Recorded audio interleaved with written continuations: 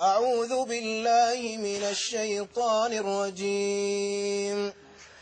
ولقد خلقنا الإنسان ونعلم ما توسوس به نفسه ونحن أقرب إليه من حبل الوريد إذ يتلقى المتلقيان عن اليمين وعن الشمال قعيد ما يلفظ من قول إلا لديه رقيب عتيد وجاءت سكرة الموت بالحق ذلك ما كنت منه تحيد ونفخ في الصور ذلك يوم الوعيد وجاءت كل نفس معها سائق وشهيد لقد كنت في غفلة من هذا فكشفنا عنك غطاءك فبصرك اليوم حديد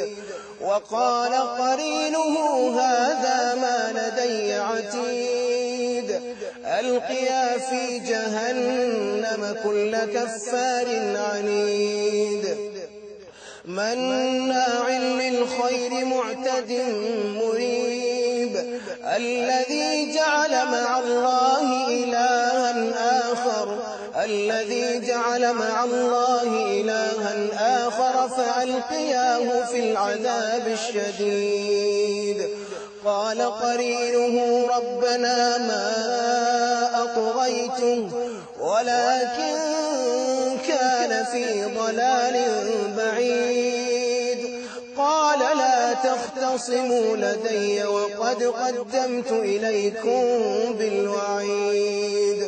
ما يبدل القول لدي وما أنا بظلام للعبيد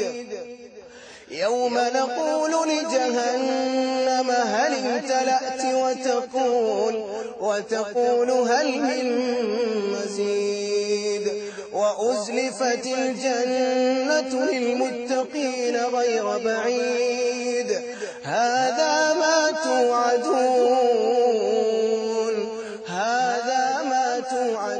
لكل أواب حفيظ من خشي الرحمن بالغيب وجاء بقلب منيب ادخلوها بسلام ذلك يوم الخلود لهم ما يشاءون فيها ولدينا مزيد وكم أهلكنا قبلهم من قرن هم أشد منهم بطشا فنقبوا في البلاد هل من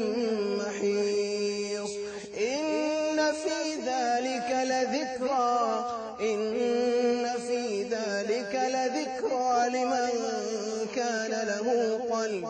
لمن كان له قلب أو ألقى السمع وهو شهيد